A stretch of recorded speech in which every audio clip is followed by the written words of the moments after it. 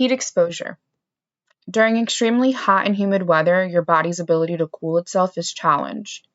When the body heats too rapidly or when too much fluid or salt is lost through dehydration or sweating, body temperatures rise and you or someone you care about may experience a heat-related illness. It is important to know the symptoms of excessive heat exposure and the appropriate responses. Heat-related illnesses can range anywhere from a heat rash to a heat stroke. There are three main types of heat-related illnesses, and the heat emergencies have three stages: heat cramps, heat exhaustion, and heat stroke.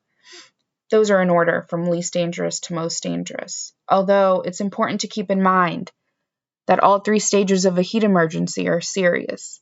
If you live in a hot climate or play sports in the summertime, you should know how to spot the symptoms. CDC Recommendations. The Centers for Disease Control and Prevention, CDC, provide a list of warning signs and symptoms of heat illnesses, as well as steps on what to do if you experience any of them. What are heat exhaustion symptoms?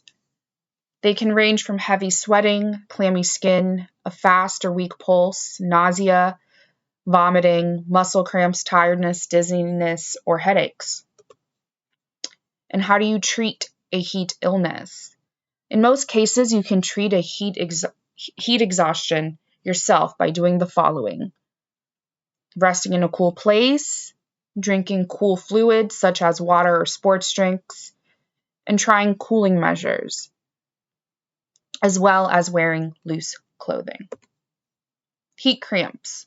Heat cramps are often the first sign of a heat-related illness, and it can lead to heat exhaustion or stroke if left untreated. Symptoms are often painful muscle cramps or spasms, usually occurring in the legs or abdomen. The first aid for heat cramps is to apply pressure on cramping muscles or gently massaging to relieve the spasm, as well as drinking water unless the person becomes nauseous. If the cramps last longer than an hour, it's important to seek immediate medical attention. Heat exhaustion.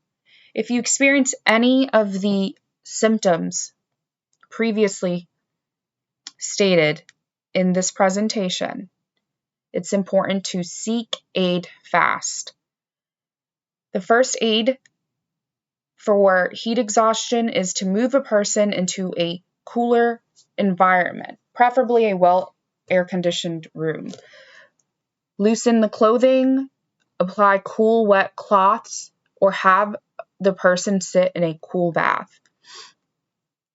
If the person vomits or the symptoms worsen, or lasting longer than an hour, seek immediate medical attention. Heat stroke. The symptoms of a heat stroke are throbbing headache, confusion, nausea, dizziness, body temperature above 103 degrees, hot, red, dry, or damp skin, rapid and strong pulse, fainting, or loss of consciousness. The first aid for a heat stroke is to call 911 or get the patient to a hospital immediately. Heat stroke is a severe medical emergency. Any delay can be fatal. Move the patient to a cooler, air-conditioned environment, reduce the body temperature with cool cloths or a bath, and use a fan if heat index temperatures are below the high 90s. But it is important to note that a fan blowing air in someone's direction above 90-degree temperatures can make them even hotter.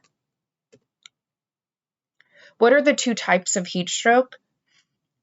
Exertional and non-exertional. Non-exertional heat strokes occur in those who cannot adapt well to increasingly hot temperatures. Older adults, people with chronic illnesses, and infants are often affected. I will leave you all with a graphic of how to spot heat exhaustion or heat stroke.